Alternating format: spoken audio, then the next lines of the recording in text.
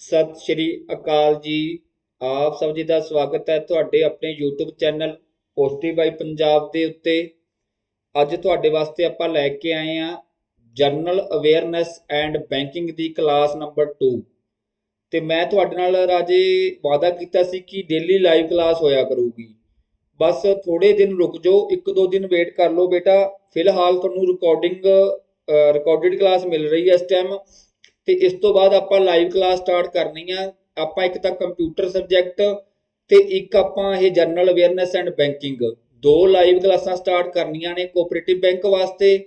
ਤੇ ਜਿਹੜਾ ਕੰਪਿਊਟਰ ਹੈਗਾ ਬੇਟਾ ਇਹ ਕਾਮਨ ਹੈ, ਪਟਵਾਰੀ ਵਾਸਤੇ ਵੀ ਹੈ, ਪੀਐਸਟੀਸੀਐਲ ਵਾਸਤੇ ਵੀ ਹੋਊਗਾ, ਜੇਲ੍ਹ ਵਾਰਡਨ ਵਾਸਤੇ ਵੀ ਹੋਊਗਾ, ਪੰਜਾਬ ਪੁਲਿਸ ਵਾਸਤੇ ਵੀ ਹੋਊਗਾ। ਠੀਕ ਹੈ। ਤੇ ਇੱਕ ਮੈਨੂੰ ਹੋਰ ਕੁਐਰੀਜ਼ ਬਹੁਤ ਜ਼ਿਆਦਾ ਆ ਰਹੀ ਸੀਗੀ ਕਿ ਸਰ ਜਿਹੜੀ ਕੋਆਪਰੇਟਿਵ ਬੈਂਕ ਉਹਦੇ ਵਿੱਚ ਜੀਕੇ ਨਹੀਂ ਆਉਣੀਗੀ, ਉਹ 'ਚ ਕਰੰਟ ਅਫੇਅਰ ਨਹੀਂ ਆਉਣੇ। ਤਾਂ ਬੇਟਾ ਇਸ ਪੋਰਸ਼ਨ ਦੇ ਅੰਡਰ ਹੀ ਸਭ ਕੁਝ ਆਊਗਾ। ਆ ਦੇਖੋ ਜਿਹੜਾ ਉਹਨਾਂ ਨੇ ਸਿਲੇਬਸ ਦਿੱਤਾ ਉਹ 'ਚ ਕਰੰਟ ਅਫੇਅਰ ਆਉਣੇ ਆ, ਨੈਸ਼ਨਲ ਤੇ ਇੰਟਰਨੈਸ਼ਨਲ ਮੇਜਰ ਜਿਹੜੀਆਂ ਫਾਈਨੈਂਸ਼ੀਅਲ ਜਾਂ ਇਕਨੋਮਿਕ, ਠੀਕ ਹੈ, ਜਿਹੜੀਆਂ ਹੁੰਦੀਆਂ ਨਿਊਜ਼ ਹੁੰਦੀਆਂ, ਬਜਟ ਹੋ ਗਿਆ, ਹੂ ਮਤਲਬ ਕਿ ਕੌਣ ਕਿਹਦਾ ਹੈਡ ਹੈ, ਮਤਲਬ ਕਹਿਣ ਦਾ ਭਾਵ ਪੰਜਾਬ ਦੀ ਹਿਸਟਰੀ ਐਂਡ ਕਲਚਰ ਹੋ ਗਿਆ, ਕਰੰਟ ਅਫੇਅਰ ਹੋ ਗਏ, ਜੀਓਗ੍ਰਾਫੀ ਹੋ ਗਈ, ਇਕਨੋਮੀ ਹੋ ਗਈ, ਸਾਰਾ ਕੁਝ ਹੀ ਆਊਗਾ ਇਹਦੇ ਵਿੱਚ। ਤੇ ਇਹ ਸਾਰਾ ਕੁਝ ਆਪਾਂ ਕਵਰ ਕਰਾਂਗੇ ਇਸ ਚੈਨਲ ਦੇ ਉੱਪਰ। ਤਾਂ ਦੇਖੋ ਇਹਦੀ ਵੇਟੇਜ ਬਹੁਤ ਹੈ। 25 ਨੰਬਰ ਦਾ ਤਾਂ ਇਹਦੇ ਚ ਆਉਣਾ ਆਪਣੇ ਕਲਰਕ ਦੇ ਵਿੱਚ, 40 ਨੰਬਰ ਦਾ ਆਉਣਾ ਸੀਨੀਅਰ ਮੈਨੇਜਰ ਦੇ ਵਿੱਚ, ਹਨਾ। ਤਾਂ 40 ਤੋਂ 50 ਨੰਬਰ ਦੀ ਵੇਟੇਜ ਰੱਖਦਾ। ਤਾਂ ਬਹੁਤ ਇੰਪੋਰਟੈਂਟ ਪੋਰਸ਼ਨ ਹੈ ਇਹ ਜਨਰਲ ਅਵੇਅਰਨੈਸ ਐਂਡ ਬੈਂਕਿੰਗ। ਇਹਦੇ ਵਿੱਚ ਆਪਾਂ ਥਿਊਰੀ ਵੀ ਕਰਾਂਗੇ ਤੇ ਐਮਸੀਕਿਊ ਵੀ ਕਰਾਂਗੇ। ਫਿਲਹਾਲ ਆਪਾਂ ਐਮਸੀਕਿਊ ਕਰ ਰਹੇ ਹਾਂ। ਇਸ ਤੋਂ ਬਾਅਦ ਜਿਵੇਂ ਹੁਣ ਮੰਨ ਲਓ ਆਰਗੇਨਾਈਜੇਸ਼ਨਸ ਹੋ ਗਈਆਂ ਤਾਂ ਇਹਦੀ ਆਪਾਂ ਥਿਊਰੀ ਵੀ ਪੜ੍ਹ ਲਾਂਗੇ, ਇਹਨਾਂ ਦੇ ਹੈੱਡਕੁਆਟਰ ਕਿੱਥੇ ਨੇ, ਇਹਨਾਂ ਦਾ CEO ਕੌਣ ਹੈ, ਇਹ ਸਾਰਾ ਕੁਝ ਪੜ੍ਹਨਾ ਆਪਾਂ। ਅੱਜ ਦੇ ਆਪਾਂ ਨੈਕਸਟ ਐਮਸੀਕਿਊ ਕਰਨ ਜਾ ਰਹੇ ਹਾਂ। ਇਹਦੇ ਵਿੱਚ ਆਪਾਂ 15 ਐਮਸੀਕਿਊ ਕਰਾਂਗੇ ਬੇਟਾ। ਹੌਲੀ ਹੌਲੀ ਆਪਾਂ ਐਮਸੀਕਿਊ ਨੂੰ ਵਧਾ ਦਾਂਗੇ। ਇਹ ਅੱਜ ਸੈਕਿੰਡ ਕਲਾਸ ਆਪਣੀ। ਤੇ ਜਿਹੜੇ ਬੱਚੇ ਨਵੇਂ ਨੇ ਐਂਡ ਦੇ ਵਿੱਚ ਆਪਣਾ ਰੈਂਕ ਲਿਖਦੇ ਆ ਬੇਟਾ ਆਪਾਂ, ਕਿੰਨੇ ਕੁਐਸਚਨ ਤੁਹਾਡੇ ਰਾਈਟ ਸੀਗੇ 15 ਦੇ ਵਿੱਚੋਂ। ਤੇ ਲਾਸਟ ਦੇ ਵਿੱਚ ਮੈਂ ਇੱਕ ਕੁਐਸਚਨ ਪੁੱਛਦਾ ਹੁੰਨਾ, ਉਹਦਾ ਆਨਸਰ ਵੀ ਤੁਸੀਂ ਕਰਕੇ ਜਾਣਾ ਹੈ। ਤੇ ਟੈਲੀਗ੍ਰਾਮ ਦਾ ਜਿਹੜਾ ਗਰੁੱਪ ਹੈਗਾ ਬੇਟਾ ਉਹਦਾ ਲਿੰਕ ਦਿੱਤਾ ਹੋਇਆ ਥੱਲੇ, ਤੇ ਤੁਸੀਂ ਉਹ ਗਰੁੱਪ ਜੁਆਇਨ ਕਰ ਲਿਓ। ਇਹਦੀ ਪੀਡੀਐਫ ਵਗੈਰਾ ਤੁਹਾਨੂੰ ਉੱਥੇ ਮਿਲ ਜੂਗੀ। ਠੀਕ ਹੈ, ਪੀਡੀਐਫ ਇਸ ਕਲਾਸ ਦੀ ਤੁਹਾਨੂੰ ਟੈਲੀਗ੍ਰਾਮ ਤੇ ਮਿਲ ਜੂਗੀ। ਬਾਕੀ ਆਪਣਾ ਇੱਕ ਸੁਪਰ 50 ਬੈਚ ਚੱਲ ਰਿਹਾ, ਉਹਦੀ ਡਿਟੇਲ ਵੀ ਤੁਸੀਂ ਮੈਨੂੰ WhatsApp ਤੇ ਮੈਸੇਜ ਕਰਕੇ ਲੈ ਸਕਦੇ ਹੋ। ਚਲੋ ਸਟਾਰਟ ਕਰਦੇ ਹਾਂ ਟਾਈਮ ਨਾ ਵੇਸਟ ਕਰਦੇ ਹੋਏ। ਪਹਿਲਾ ਕੁਐਸਚਨ ਕੀ ਹੈ ਬੇਟਾ? ਪਹਿਲਾ ਕੁਐਸਚਨ ਆਪਣੇ ਸਾਹਮਣੇ ਸਕਰੀਨ ਤੇ ਹੈਗਾ। ਕੀ ਕਹਿ ਰਿਹਾ? ਕਹਿੰਦਾ which of the following was the first bank managed by the Indian। ਠੀਕ ਹੈ, ਪਹਿਲਾ ਬੈਂਕ ਕਹਿ ਰਿਹਾ ਜਿਹੜਾ ਇੰਡੀਅਨ ਦੁਆਰਾ ਮੈਨੇਜ ਕੀਤਾ ਗਿਆ। ਕਿਉਂਕਿ ਤੁਹਾਨੂੰ ਪਤਾ ਹੈ ਰਾਜੇ ਆਪਣੇ ਤੇ ਅੰਗਰੇਜ਼ਾਂ ਨੇ ਰਾਜ ਕੀਤਾ, ਤਾਂ ਪਹਿਲਾਂ ਹੋਰ ਬੈਂਕ ਵੀ ਆਏ ਆ, ਲੇਕਿਨ ਜਿਹੜਾ ਉਹ ਬੈਂਕ ਦਾ ਨਾਮ ਦੱਸਣਾ ਜਿਹਨੂੰ ਸਭ ਤੋਂ ਪਹਿਲਾਂ ਇੰਡੀਅਨ ਨੇ ਮੈਨੇਜ ਕੀਤਾ। ਤਾਂ ਬੈਂਕ ਆਫ ਬੜੌਦਾ ਹੈ, ਬੈਂਕ ਆਫ ਇੰਡੀਆ ਹੈ, ਜਾਂ ਫਿਰ ਪੰਜਾਬ ਨੈਸ਼ਨਲ ਬੈਂਕ ਜਿਹਨੂੰ PNB ਕਹਿੰਦੇ ਆਪਾਂ, ਜਾਂ ਫਿਰ ਸੈਂਟਰਲ ਬੈਂਕ ਆਫ ਇੰਡੀਆ। ਤਾਂ ਇਹਦਾ ਰਾਈਟ ਆਨਸਰ ਹੈਗਾ ਬੇਟਾ PNB। PNB ਜਿਹੜਾ ਬੈਂਕ ਹੈਗਾ ਬੇਟਾ ਸਭ ਤੋਂ ਪੁਰਾਣਾ ਬੈਂਕ ਹੈ। ਪਰ ਹੁਣ ਥੋੜੇ ਜਿਹੇ ਤੁਸੀਂ ਕਾਪੀ ਪੈਨ ਨਾਲ ਰੱਖ ਲਿਓ। ਹੁਣ ਕੀ ਹੈ ਬੇਟਾ, ਇੱਕ ਬੈਂਕ ਸਭ ਤੋਂ ਪਹਿਲਾਂ ਇੱਕ ਫਸਟ ਬੈਂਕ ਜਿਹੜਾ ਸੀਗਾ ਉਹ ਸੀਗਾ ਔਧ ਕਮਰਸ਼ੀਅਲ ਬੈਂਕ। ਕਿਹੜਾ ਸੀਗਾ ਬੇਟਾ? ਔਧ ਕਮਰਸ਼ੀਅਲ ਬੈਂਕ ਸੀਗਾ। ਠੀਕ ਹੈ। ਇਹ ਕਦੋਂ ਸਟੈਬਲਿਸ਼ ਹੋਇਆ ਬੇਟਾ? ਇਹ ਸਟੈਬਲਿਸ਼ ਹੋਇਆ ਸੀਗਾ 1881 ਦੇ ਵਿੱਚ। ਤੇ ਇਹਦਾ ਹੈੱਡਕੁਆਟਰ ਸੀਗਾ ਫੈਜ਼ਿਆਬਾਦ। ਫੈਜ਼ਿਆਬਾਦ ਦੇ ਵਿੱਚ ਇਹਦਾ ਕੀ ਸੀਗਾ? ਹੈੱਡਕੁਆਟਰ ਸੀਗਾ। ਪਰ ਇਹ ਬੈਂਕ ਨਾ ਫੇਲ ਹੋ ਗਿਆ ਸੀਗਾ। ਇਹ ਬੈਂਕ ਕਿਸੇ ਕਾਰਨਾਂ ਕਰਕੇ ਫੇਲ ਹੋ ਗਿਆ ਸੀ 1958 ਦੇ ਵਿੱਚ। ਤਾਂ ਕਰਕੇ ਇਹਨੂੰ ਫਸਟ ਬੈਂਕ ਨਹੀਂ ਮੰਨਦੇ, ਕਿਉਂਕਿ ਦੇਖੋ ਇਹ ਪਹਿਲਾਂ ਅੰਗਰੇਜ਼ਾਂ ਦੁਆਰਾ ਚਲਾਇਆ ਗਿਆ ਸੀ। ਜਿਹੜਾ ਇੰਡੀਅਨ ਦੁਆਰਾ ਚਲਾਇਆ ਗਿਆ ਸੀ ਰਾਜੇ ਉਹ ਸੀਗਾ PNB, ਪੰਜਾਬ ਨੈਸ਼ਨਲ ਬੈਂਕ, ਜਿਹੜਾ ਕਿ 1895 ਦੇ ਵਿੱਚ ਕੀ ਕੀਤਾ ਗਿਆ? ਐਸਟੈਬਲਿਸ਼ ਕੀਤਾ ਗਿਆ। ਕਿੱਥੇ ਕੀਤਾ ਸੀ ਬੇਟਾ? ਇਹ ਲਾਹੌਰ ਦੇ ਵਿੱਚ ਕੀਤਾ ਸੀਗਾ। ਠੀਕ ਹੈ, ਇਹ ਲਾਹੌਰ ਦੇ ਵਿੱਚ ਕੀਤਾ ਸੀ। ਤਾਂ ਉਦੋਂ ਚੱਲ ਰਿਹਾ ਸਭ ਤੋਂ ਪੁਰਾਣਾ ਬੈਂਕ ਪੰਜਾਬ ਨੈਸ਼ਨਲ ਬੈਂਕ। ਹੁਣ ਤੁਹਾਡੇ ਵਾਸਤੇ ਇੱਕ ਕੁਐਸਚਨ ਹੈਗਾ, ਤੁਸੀਂ ਮੈਨੂੰ ਕਮੈਂਟ ਬਾਕਸ ਦੇ ਵਿੱਚ ਲਿਖਣਾ ਇਹਦਾ ਹੈੱਡਕੁਆਟਰ ਕਿੱਥੇ ਹੈ। PNB ਦਾ ਹੈੱਡਕੁਆਟਰ ਕਿਹੜੇ ਸ਼ਹਿਰ ਦੇ ਵਿੱਚ ਹੈ, ਤੁਸੀਂ ਮੈਨੂੰ ਕਮੈਂਟ ਬਾਕਸ ਦੇ ਵਿੱਚ ਦੱਸਣਾ ਹੈ। ਓਕੇ ਜੀ। ਨੈਕਸਟ ਗੱਲ ਕਰਦੇ ਆਪਾਂ। ਕਹਿੰਦਾ on which date RBI reserve bank of India start working. ਤਾਂ ਤੁਹਾਨੂੰ ਸਾਰਿਆਂ ਨੂੰ ਪਿਛਲੀ ਵੀਡੀਓ 'ਚ ਮੈਂ ਕਰਵਾਇਆ ਸੀ ਕਿ RBI ਐਕਟ ਆਇਆ ਸੀਗਾ, ਉਸ ਤੋਂ ਬਾਅਦ RBI ਬੈਂਕ ਬਣਿਆ, ਜਿਹਨੂੰ ਕਮਰਸ਼ੀਅਲ ਬੈਂਕ ਕਹਿੰਦੇ ਸੀਗੇ ਪਹਿਲਾਂ। ਠੀਕ ਹੈ। ਤਾਂ RBI ਨੇ ਕਹਿੰਦਾ ਵਰਕਿੰਗ ਕਦੋਂ ਸਟਾਰਟ ਕੀਤੀ? 1 ਜਨਵਰੀ 1934 ਨੂੰ ਕੀਤੀ, 1 ਜਨਵਰੀ 1935 ਨੂੰ, ਜਾਂ 1 ਅਪ੍ਰੈਲ 1935 ਜਾਂ 31 ਮਾਰਚ 1934। ਦੇਖੋ ਇਹ ਸਾਰੇ 올ਡ ਪੇਪਰਾਂ ਦੇ ਕੁਐਸਚਨ ਆ ਜਿਹੜੇ ਬੈਂਕਿੰਗ ਦੇ ਵਿੱਚ ਪੁੱਛੇ ਜਾਂਦੇ ਆ। ਤਾਂ ਦੇਖੋ ਕੱਲਾ 1935 ਨਹੀਂ ਯਾਦ ਰੱਖਣਾ, ਨਾਲ ਡੇਟ ਵੀ ਯਾਦ ਰੱਖਣੀ ਹੈ। ਤਾਂ ਇਹਦਾ ਰਾਈਟ ਆਨਸਰ ਕੀ ਹੋ ਜਾਊਗਾ ਬੇਟਾ? ਇਹਦਾ ਰਾਈਟ ਆਨਸਰ ਅਗਰ ਆਪਾਂ ਦੇਖੀਏ ਤਾਂ ਸੀ ਹੈ ਰਾਈਟ ਆਨਸਰ। 1 ਅਪ੍ਰੈਲ 1935 ਨੂੰ ਕੀ ਹੋਇਆ ਸੀ ਬੇਟਾ? ਇਹ ਪਹਿਲਾ ਵਰਕਿੰਗ ਡੇ ਸੀਗਾ ਤੇ ਇਹਨੂੰ ਆਪਾਂ ਪਹਿਲਾਂ ਕਹਿੰਦੇ ਸੀਗੇ ਇੰਡੀਆਜ਼ ਸੈਂਟਰਲ ਬੈਂਕ ਕਹਿੰਦੇ ਸੀਗੇ। ਕਿਹਨੂੰ? ਆਰਬੀਆਈ ਨੂੰ। ਬਾਅਦ ਚ ਇਹਦਾ ਨਾਮ ਆਰਬੀਆਈ ਬਣਿਆ। ਨੈਕਸਟ ਕੁਐਸਚਨ ਵੱਲ ਮੂਵ ਕਰਦੇ ਆ। ਕਹਿੰਦਾ which of the following organisation is the mutual fund market regulator in India. ਜਿਹੜੇ ਮਿਊਚੁਅਲ ਫੰਡ ਹੁੰਦੇ ਆ ਬੇਟਾ ਉਹਨਾਂ ਨੂੰ ਰੈਗੂਲੇਟ ਕੌਣ ਕਰਦਾ? ਉਹਨਾਂ ਨੂੰ ਦੇਖਦਾ ਕੌਣ ਹੈ? ਸੈਬੀ ਦੇਖਦੀ ਹੈ, ਆਰਬੀਆਈ ਦੇਖਦਾ ਹੈ, ਆਈਸੀਆਈ ਬੈਂਕ ਦੇਖਦਾ ਜਾਂ ਸਿਬਲ ਦੇਖਦਾ ਹੈ। ਤਾਂ ਤੁਹਾਨੂੰ ਸਾਰਿਆਂ ਨੂੰ ਪਤਾ ਹੋਊਗਾ ਬੇਟਾ ਇਹਦਾ ਰਾਈਟ ਆਨਸਰ ਹੈਗਾ ਏ। ਠੀਕ ਹੈ, ਸੈਬੀ। ਹੁਣ ਸੈਬੀ ਕੀ ਹੈ ਬੇਟਾ? ਇੱਕ ਇਹਦੀ ਫੁੱਲ ਫਾਰਮ ਲਿਖ ਲਓ, securities exchange board of India ਹੈ। ਠੀਕ ਹੈ, ਤਾਂ ਇਹਦੀ ਫੁੱਲ ਫਾਰਮ ਵੀ ਯੂਜ਼ ਯਾਦ ਰੱਖਣੀ ਆ, ਵਾਰ-ਵਾਰ ਪੁੱਛਿਆ ਜਾਂਦਾ ਇਹਦੀ ਫੁੱਲ ਫਾਰਮ। ਠੀਕ ਹੈ, securities and exchange board of India. ਠੀਕ ਹੈ, ਬੋਰਡ ਆਫ ਇੰਡੀਆ। ਠੀਕ ਹੈ, ਤਾਂ ਇਹ ਤਾਂ ਯਾਦ ਰੱਖਣਾ ਹੀ ਰੱਖਣਾ। ਨਾਲ ਇਹਦਾ ਹੈੱਡਕੁਆਟਰ ਕਿੱਥੇ ਹੈ? ਹੈੱਡਕੁਆਟਰ ਹੈਗਾ ਬੇਟਾ ਇਹਦਾ ਮੁੰਬਈ ਦੇ ਵਿੱਚ। ਠੀਕ ਹੈ, ਤਾਂ ਐਸਟੈਬਲਿਸ਼ ਕਦੋਂ ਕੀਤਾ ਗਿਆ ਬੇਟਾ ਇਹਨੂੰ? ਸੈਬੀ ਨੂੰ 1992 ਦੇ ਵਿੱਚ। ਇਹ ਸਾਰੇ ਦੇਖੋ ਸਟੈਟਿਕ ਫੈਕਟ ਹੈਗੇ ਆ, ਇਹ ਵੀ ਕਦੇ ਨਾ ਕਦੇ ਪੁੱਛੇ ਜਾ ਸਕਦੇ ਆ ਕਿਉਂਕਿ ਇਹਦੀ ਫੁੱਲ ਫਾਰਮ ਬਾਰੇ ਵੀ ਕੁਐਸਚਨ ਆਇਆ ਹੋਇਆ। ਤਾਂ ਆਪਣਾ ਆਨਸਰ ਕੀ ਹੈ ਬੇਟਾ? ਸੈਬੀ ਹੈ, ਜਿਹੜਾ ਕਿ ਮਿਊਚੁਅਲ ਫੰਡ ਨੂੰ ਰੈਗੂਲੇਟ ਕਰਦਾ ਹੈ। ਨੈਕਸਟ ਕੁਐਸਚਨ ਦੇਖਦੇ ਆ। ਕਹਿੰਦਾ which of the following is known as the father of leasing finance in India. ਹਨਾ, ਆਪਾਂ ਮੰਨ ਲਓ ਕਰਜ਼ਾ ਵਗੈਰਾ ਲੈਣੇ ਆ, ਕਹਿੰਦਾ ਫਾਦਰ ਕਿਹਨੂੰ ਕਹਿੰਦੇ ਆ? ਬਹੁਤ ਵਾਰ ਕੁਐਸਚਨ ਆਉਂਦਾ ਬੇਟਾ। ਸੀ ਆਰ ਪੈਚੌਰੀ ਨੂੰ ਕਹਿੰਦੇ ਆ, ਨੰਦਨ ਨੀਲਕਾਨੀ ਨੂੰ ਕਹਿੰਦੇ ਆ, ਫਾਰੂਕ ਅਰਾਨੀ ਨੂੰ ਕਹਿੰਦੇ ਆ ਜਾਂ ਏਸੀ ਮੁਥਾਈਆ। ਤਾਂ ਕਿਹਨੂੰ ਕਹਿੰਦੇ ਆ ਬੇਟਾ? ਇਹ ਇੱਕ ਸਟੈਟਿਕ ਫੈਕਟ ਹੈ, ਇਹਨੂੰ ਯਾਦ ਕਰ ਲੈਣਾ। ਇੱਕ ਬੰਦਾ ਸੀਗਾ ਫਾਰੂਕ ਅਰਾਨੀ। ਫਾਰੂਕ ਅਰਾਨੀ ਨੇ ਕੀ ਕੀਤਾ ਸੀ ਬੇਟਾ? 1973 ਦੇ ਵਿੱਚ ਪਹਿਲੀ ਇੰਡੀਅਨ ਕੰਪਨੀ ਖੋਲੀ ਸੀ ਜਿਹਦਾ ਨਾਮ ਸੀਗਾ ਮਤਲਬ ਜਿਹੜੀ ਲੀਜ਼ ਦਿੰਦੀ ਸੀਗੀ, ਲੀਜ਼ਿੰਗ ਐਕਟੀਵਿਟੀ ਨੂੰ ਕੀ ਕਰਦੀ ਸੀਗੀ? ਚਲਾਉਂਦੀ ਸੀਗੀ। ਤਾਂ 1973 ਦੇ ਵਿੱਚ ਇਹਨੇ ਇੱਕ ਕੰਪਨੀ ਖੋਲੀ ਸੀ ਜਿਹੜੀ ਆਪਾਂ ਨੂੰ ਕਰਜ਼ਾ ਵਗੈਰਾ ਦਿੰਦੀ ਸੀ। ਤਾਂ ਬੰਦੇ ਦਾ ਨਾਮ ਯਾਦ ਰੱਖਣਾ ਬੇਟਾ, ਇਹਨੂੰ ਕਹਿ ਦਿੰਦੇ ਆ ਫਾਦਰ ਆਫ ਲੀਜ਼ਿੰਗ ਫਾਈਨਾਂਸ। ਠੀਕ ਹੈ, ਫਾਰੂਕ ਇਰਾਨੀ। ਨੈਕਸਟ ਮੂਵ ਕਰਦੇ ਆ ਬੇਟਾ। ਕਹਿੰਦਾ ਵਿਚ ਸੈਕਸ਼ਨ ਆਫ ਆਰਬੀਆਈ ਐਕਟ।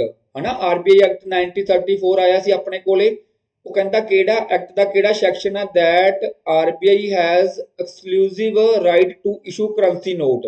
ਤਾਂ ਤੁਹਾਨੂੰ ਸਾਰਿਆਂ ਨੂੰ ਪਤਾ ਹੋਊਗਾ ਬੇਟਾ ਜਿੰਨੀ ਵੀ ਕਰੰਸੀ ਇਸ਼ੂ ਹੁੰਦੀ ਹੈ ਕੌਣ ਕਰਦਾ ਹੈ? ਆਰਬੀਆਈ ਕਰਦੀ ਹੈ। ਬਸ ਸਿੱਕਿਆਂ ਨੂੰ ਛੱਡ ਕੇ ਜਿੰਨੇ ਵੀ ਨੋਟ ਹੈਗੇ ਆ ਬੇਟਾ ਉਹ ਆਰਬੀਆਈ ਕਰਦੀ ਹੈ। ਠੀਕ ਹੈ, ਤਾਂ ਕਿਹੜਾ ਸੈਕਸ਼ਨ ਹੈ ਬੇਟਾ ਜਿਹੜਾ ਇਹਨੂੰ ਰਾਈਟ ਦਿੰਦਾ ਹੈ? ਇਹਨੂੰ ਕਹਿੰਦਾ ਵੀ ਤੁਸੀਂ ਕਰ ਸਕਦੇ ਹੋ। ਸੈਕਸ਼ਨ 17 ਕਹਿੰਦਾ ਹੈ, 19 ਕਹਿੰਦਾ ਹੈ, 21 ਕਹਿੰਦਾ ਜਾਂ 22। ਤਾਂ ਸਿੰਪਲ ਯਾਦ ਰੱਖ ਲੈਣਾ ਰਾਜੇ, ਜਿਹੜਾ ਸੈਕਸ਼ਨ 22 ਹੈ ਉਹ ਅਲਾਉ ਕਰਦਾ ਹੈ ਆਰਬੀਆਈ ਨੂੰ। ਨੈਕਸਟ ਮੂਵ ਕਰਦੇ ਆ। ਕਹਿੰਦਾ in which the year the banking regulating act 1949। ਠੀਕ ਹੈ, was amended to make it applicable to the cooperative banks. ਤਾਂ ਜਿਹੜਾ ਇੱਕ ਬੈਂਕਿੰਗ ਰੈਗੂਲੇਟਿੰਗ ਐਕਟ ਆ ਬੇਟਾ 1949, ਇਹਨੂੰ ਅਮੈਂਡ ਕੀਤਾ ਗਿਆ ਸੀ ਕਾਦੇ ਵਾਸਤੇ? ਜਿਹੜੇ ਕੋਆਪਰੇਟਿਵ ਬੈਂਕ ਸੀਗੇ ਇਹਦੇ ਅੰਡਰ ਲੈ ਕੇ ਆਏ ਆਪਾਂ। ਪਹਿਲਾਂ ਕੋਆਪਰੇਟਿਵ ਬੈਂਕ ਇਹਦੇ ਅੰਡਰ ਨਹੀਂ ਸੀਗੇ। ਠੀਕ ਹੈ, ਬਾਅਦ ਚ ਇਹਨੂੰ ਅਮੈਂਡਮੈਂਟ ਕੀਤੀ ਗਈ। ਤਾਂ ਉਹ ਕਦੋਂ ਕੀਤੀ ਗਈ ਬੇਟਾ? 1962 ਚ ਕੀਤੀ ਗਈ, 64 ਚ ਕੀਤੀ ਗਈ, 65 ਚ ਜਾਂ 69 ਚ। ਤਾਂ ਬਸ ਯਾਦ ਰੱਖ ਲੈਣਾ ਬੇਟਾ 1965 ਦੇ ਵਿੱਚ ਕੀਤੀ ਗਈ ਸੀਗੀ ਅਮੈਂਡਮੈਂਟ। ਓਕੇ ਜੀ, ਨੈਕਸਟ ਮੂਵ ਕਰਦੇ ਹਾਂ ਆਪਾਂ। ਨੈਕਸਟ ਕਹਿੰਦਾ ਹੈ which section was added in the banking regulating act to include the cooperative bank under it preview. ਮਤਲਬ ਉਹ ਸੈਕਸ਼ਨ ਦੱਸਣਾ ਜਿਹਦੇ ਅੰਡਰ ਕੀ ਆਪਾਂ ਕੋਆਪਰੇਟਿਵ ਬੈਂਕ ਨੂੰ ਕੀ ਕਰ ਸਕਦੇ ਹਾਂ? ਰਿਵਿਊ ਕਰ ਸਕਦੇ ਹਾਂ। ਠੀਕ ਹੈ, ਸੈਕਸ਼ਨ 61 ਹੈ, 56 ਜਾਂ ਫਿਰ 35 ਜਾਂ 28। ਇਹ ਸਾਰੇ ਸਟੈਟਿਕ ਫੈਕਟ ਨੇ ਬੇਟਾ, ਯਾਦ ਰੱਖਣੇ ਨੇ। ਸੈਕਸ਼ਨ 56। ਠੀਕ ਹੈ, ਇਹ ਸਾਰੇ ਪੁੱਛੇ ਗਏ ਆ ਕਿਤੇ ਨਾ ਕਿਤੇ ਕੁਐਸਚਨ। ਅੱਛਾ, ਹੁਣ ਦੇਖੋ ਜਿਹੜਾ ਸਿਲੇਬਸ ਸੀਗਾ ਮੈਂ ਦੱਸਿਆ ਸੀ ਉਹਦੇ ਵਿੱਚ ਕੋਈ ਵੀ ਗਵਰਨਮੈਂਟ ਸਕੀਮ ਹੋਗੀ, ਪਾਲਿਸੀ ਹੋਗੀ, ਉੱਤੇ ਵੀ ਕੁਐਸਚਨ ਜ਼ਰੂਰ ਨਿਕਲ ਕੇ ਆਊਗਾ। ਕਹਿੰਦਾ which of the these is the financial inclusion scheme that was launched in 2014। ਤਾਂ ਦੇਖੋ ਮੇਰਾ ਇੱਥੇ ਮਕਸਦ ਕੀ ਹੈ ਕੁਐਸਚਨ ਲੈ ਕੇ ਆਉਣ ਦਾ ਕਿ ਤੁਹਾਨੂੰ ਇਹ ਨਵਾਂ ਸਬਜੈਕਟ ਹੈ, ਪੰਜਾਬ ਦੇ ਵਿੱਚ ਪਹਿਲੀ ਵਾਰੀ ਆਇਆ ਕਿਉਂਕਿ ਜਿਹੜੇ ਬੱਚੇ ਬੈਂਕ ਦੀ ਤਿਆਰੀ ਕਰਦੇ ਆ ਜਾਂ ਬੈਂਕ ਪੀਓ ਦੀ ਕਰਦੇ ਆ, ਆਈਬੀਪੀਐਸ ਦੀ ਕਰਦੇ, ਉਹਨਾਂ ਨੂੰ ਤਾਂ ਪਤਾ ਹੀ ਹੈ ਇਸ ਸਬਜੈਕਟ ਬਾਰੇ। ਪਰ ਜਿਹੜੇ ਪੰਜਾਬ ਦੇ ਜ਼ਿਆਦਾਤਰ ਸਟੂਡੈਂਟ ਹੈਗੇ ਬੇਟਾ, ਉਹ ਉਹਨਾਂ ਵਾਸਤੇ ਬਿਲਕੁਲ ਨਵਾਂ ਸਬਜੈਕਟ ਹੈ। ਤਾਂ ਮੇਰਾ ਮਕਸਦ ਕੀ ਆ ਕਿ ਇੱਥੇ ਵੱਖਰੀ ਵੱਖਰੀ ਵੈਰਾਈਟੀ ਦੇ ਕੁਐਸਚਨ ਲੈ ਕੇ ਮੈਂ ਤਾਂ ਆ ਰਿਹਾ ਕਿ ਤੁਹਾਨੂੰ ਇੱਕ ਆਈਡੀਆ ਹੋ ਜੇ ਕਿ ਕੁਐਸਚਨ ਕਿਵੇਂ ਪੁੱਛਿਆ ਜਾ ਸਕਦਾ ਹੈ।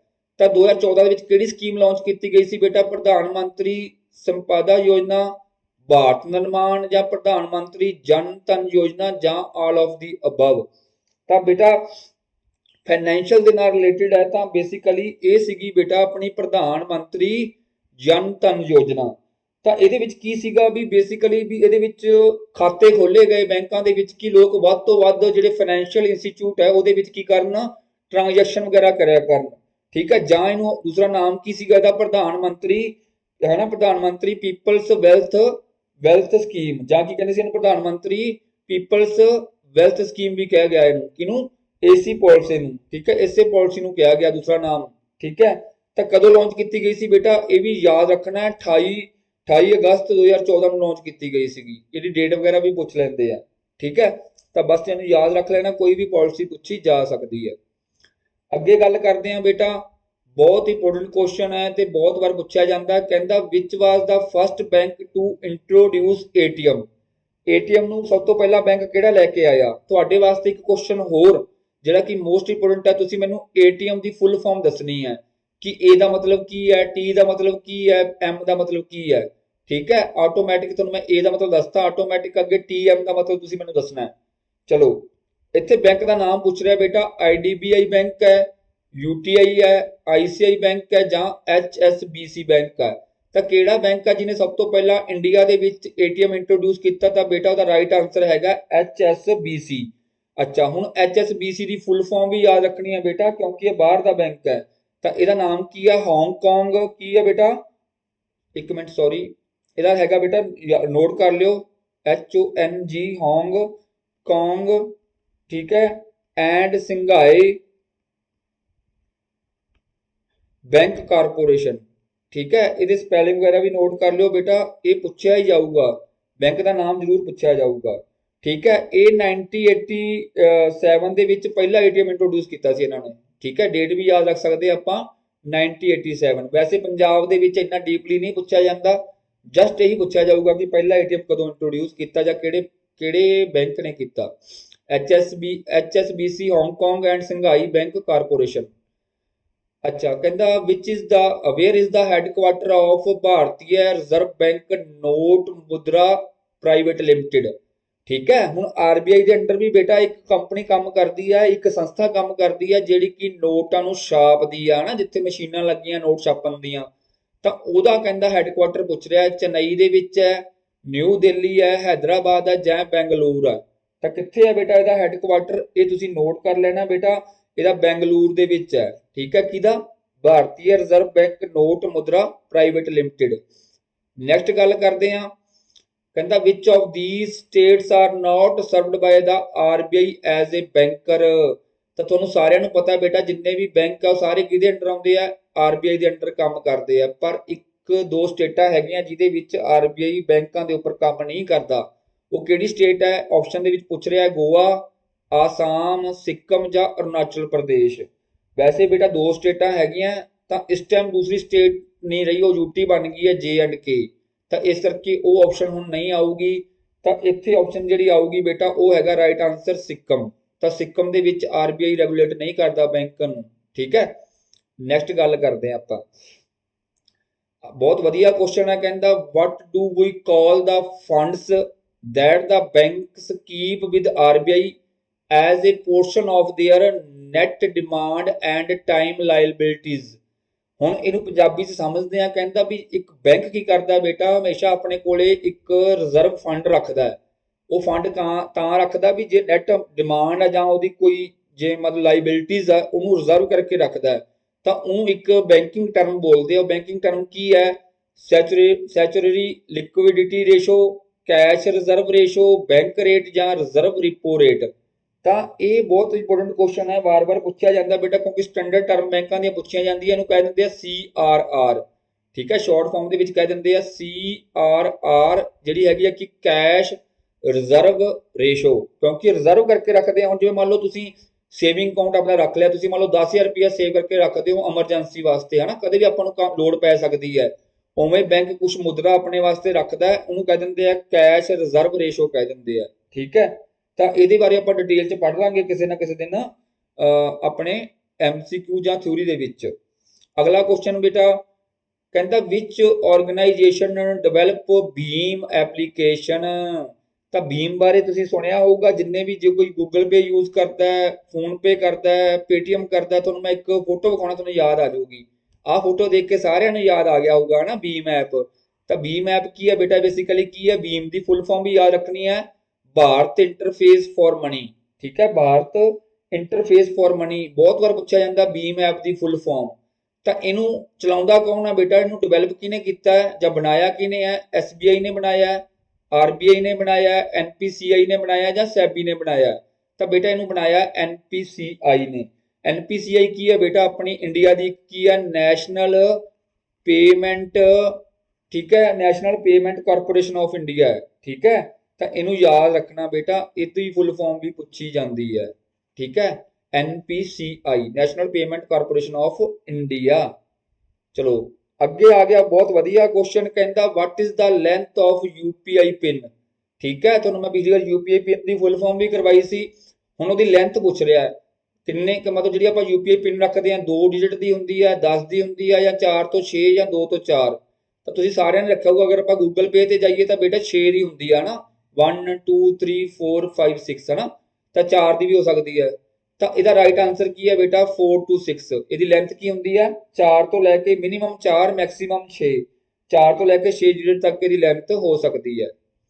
ਅੱਜ ਦਾ ਲਾਸਟ ਕੁਐਸਚਨ ਬਹੁਤ ਵਧੀਆ ਕੁਐਸਚਨ ਹੈ ਰਾਜੇ, WTO ਜਿਹਨੂੰ ਕੀ ਕਹਿ ਦਿੰਦੇ ਆਪਾਂ, ਵਰਲਡ ਟੈਰਿਫਿਕ ਆਰਗੇਨਾਈਜੇਸ਼ਨ ਜਾਂ ਵਰਲਡ ਟ੍ਰੇਡ ਆਰਗੇਨਾਈਜੇਸ਼ਨ ਕਹਿ ਦਿੰਦੇ ਆਪਾਂ। ਤਾਂ ਇਹ ਕਦੋਂ ਕਹਿੰਦਾ ਬਣੀ ਸੀਗੀ? 1 ਅਪ੍ਰੈਲ 1994 ਨੂੰ ਬਣੀ ਸੀ, ਜਾਂ 1 ਅਪ੍ਰੈਲ 1995, ਜਾਂ ਜਨਵਰੀ 1995, ਜਾਂ ਜਨਵਰੀ 1996। ਇਹ ਪੁਆਇੰਟ ਕਿਉਂ ਆ ਬੇਟਾ, ਇਹ ਬਣੀ ਸੀਗੀ 1 ਜਨਵਰੀ 1995। ਈਅਰ ਯਾਦ ਰੱਖਣਾ, 1995 ਬਹੁਤ ਇੰਪੋਰਟੈਂਟ ਹੈ। ਇਹ ਬਣੀ ਸੀ ਬੇਸਿਕਲੀ, ਇਹ ਮਤਲਬ ਕਿ ਇਹ ਇੱਕ ਆਰਗੇਨਾਈਜੇਸ਼ਨ ਸੀਗੀ, ਤੁਹਾਨੂੰ ਸ਼ਾਇਦ ਯਾਦ ਹੋਵੇ, ਸੈਕੰਡ ਵਰਲਡ ਵਾਰ ਮੌਕੇ ਬਣਾਈ ਗਈ ਸੀ, ਜਿਹਨੂੰ ਕਹਿ ਦਿੰਦੇ ਆ ਗੈਟ। ਗੈਟ ਕੀ ਹੈ ਬੇਟਾ, ਜਰਨਲ, ਜਿੰਨਾ ਵੀ ਜਰਨਲ ਟ੍ਰੇਡ ਹੁੰਦਾ ਹੈ, ਠੀਕ ਹੈ, ਠੀਕ ਹੈ, ਇਹਦੀ ਫੁੱਲ ਫਾਰਮ ਯਾਦ ਕਰ ਲਿਓ, general agreement and terrific and trade. ਇਹ ਕੀ ਇਹਦੀ ਫੁੱਲ ਫਾਰਮ ਹੈ? ਸੈਕੰਡ ਵਰਲਡ ਵਾਰ ਮੌਕੇ ਬਣਾਇਆ ਗਿਆ ਸੀ ਬੇਟਾ ਇਹ ਆਰਗੇਨਾਈਜੇਸ਼ਨ ਨੂੰ, ਗੈਟ ਨੂੰ। ਤੇ ਇਹਦੇ ਵਿੱਚ ਕੀ ਹੋਇਆ ਬੇਟਾ, ਇਹਨੂੰ ਹੁਣ ਚੇਂਜ ਕਰਕੇ ਕੀ ਬਣਾ ਦਿੱਤਾ ਗਿਆ ਹੈ, WTO। ਕਦੋਂ? 1995 ਨੂੰ। ਠੀਕ ਹੈ, ਤੇ ਇਹਦੇ ਬੇਸਿਕਲੀ ਇਹ WTO ਕੰਮ ਕੀ ਕਰਦਾ ਬੇਟਾ, ਟੈਰਿਫਿਕ ਦਾ ਮਤਲਬ ਹੁੰਦਾ, ਟੈਰਿਫਿਕ ਦਾ ਮਤਲਬ ਹੁੰਦਾ ਕਿ ਮੰਨ ਲਓ ਆਪਾਂ ਜਿਹੜੀਆਂ ਵੀ ਚੀਜ਼ਾਂ ਜਿਹੜੀਆਂ ਆਪਣੀ ਕੰਟਰੀ ਦੇ ਵਿੱਚ ਆ ਰਹੀਆਂ ਨੇ, ਮੰਨ ਲਓ ਹੁਣ ਅਮਰੀਕਾ ਤੋਂ ਆਪਾਂ ਕੋਈ ਚੀਜ਼ ਮੰਗਾ ਰਹੇ ਹਾਂ, ਉਹਦੇ ਤੇ ਜਿਹੜਾ ਆਪਾਂ ਟੈਕਸ ਪੇ ਕਰਦੇ ਆ ਉਹਨੂੰ ਕਹਿ ਦਿੰਦੇ ਆ, ਜੋ ਵੀ ਆਪਾਂ ਟੈਕਸ ਪੇ ਕਰਦੇ ਆ, ਜਿਹੜੀਆਂ ਆਪਾਂ ਗੁੱਡਸ ਮੰਗਾ ਰਹੇ ਹਾਂ, ਜਿਹੜੀਆਂ ਆਪਣੀ ਕੰਟਰੀ ਦੇ ਵਿੱਚ ਆ ਰਹੀਆਂ ਨੇ, ਠੀਕ ਆ, ਉਹਨੂੰ ਕਹਿ ਦਿੰਦੇ ਆ ਟੈਰਿਫਿਕ ਐਂਡ ਟ੍ਰੇਡ। ਟ੍ਰੇਡ ਹੁੰਦਾ ਮਤਲਬ ਬਿਜ਼ਨਸ ਕਰਨਾ। ਤਾਂ ਇਹਦੇ ਤੋਂ ਯਾਦ ਰੱਖਿਓ ਬੇਟਾ, ਇਹਦਾ ਪਹਿਲਾ ਨਾਮ ਵੀ ਪੁੱਛ ਲੈਂਦੇ ਆ, ਜਾਂ ਕਦੋਂ ਬਣਿਆ ਸੀ ਇਹ ਵੀ ਪੁੱਛ ਲੈਂਦੇ ਆ। ਤੇ ਅੱਜ ਦਾ ਲਾਸਟ ਕੁਐਸਚਨ ਜਿਹਦਾ ਆਨਸਰ ਤੁਸੀਂ ਕਰਨਾ ਹੈ, ਬਹੁਤ ਹੀ ਜ਼ਿਆਦਾ ਇੰਪੋਰਟੈਂਟ ਹੈ, ਇਹ PPSC ਨੇ ਹਨਾ ਪੁੱਛਿਆ ਗਿਆ ਸੀਗਾ ਆਪਣਾ ਸੀਨੀਅਰ ਅਸਿਸਟੈਂਟ ਦੇ ਵਿੱਚ। ਕਹਿੰਦਾ what is the where is the headquarter of world health organisation. ਤੇ ਅੱਜ ਕੱਲ ਤੁਹਾਨੂੰ ਪਤਾ ਵੀ ਕਰੋਨਾ ਚੱਲ ਰਿਹਾ ਬੇਟਾ, ਤਾਂ WHO ਵਰਲਡ ਹੈਲਥ ਆਰਗੇਨਾਈਜੇਸ਼ਨ ਬਹੁਤ ਇੰਪੋਰਟੈਂਟ ਰੋਲ ਪਲੇ ਕਰ ਰਹੀ ਹੈ। ਹੋ ਸਕਦਾ ਕਿਸੇ ਵੀ ਪੇਪਰ ਦੇ ਵਿੱਚ ਪੁੱਛਿਆ ਜਾਵੇ ਇਹਦਾ ਹੈਡਕੁਆਟਰ, ਤੁਸੀਂ ਦੱਸਣਾ, ਜੇ ਨਹੀਂ ਪਤਾ ਹੋਊਗਾ ਅਗਲੀ ਵੀਡੀਓ 'ਚ ਮੈਂ ਦੱਸ ਦੂੰਗਾ। ਨਿਊ ਦਿੱਲੀ ਹੈ, ਲੰਡਨ ਹੈ, ਜਾਂ ਫਿਰ ਸਵਿਟਜ਼ਰਲੈਂਡ ਜਨੇਵਾ ਦੇ ਵਿੱਚ ਹੈ, ਜਾਂ ਕਿਸੇ ਵੀ ਨਹੀਂ ਹੈਗਾ, ਕਿਤੇ ਹੋਰ ਹੈਗਾ, ਤੁਸੀਂ ਉਹ ਵੀ ਆਨਸਰ ਕਰ ਸਕਦੇ ਹੋ। ਆਈ ਹੋਪ ਤੁਹਾਨੂੰ ਸਾਰੇ ਕੁਐਸਚਨ ਬਹੁਤ ਜ਼ਿਆਦਾ ਪਸੰਦ ਆਏ ਹੋਣਗੇ ਬੇਟਾ।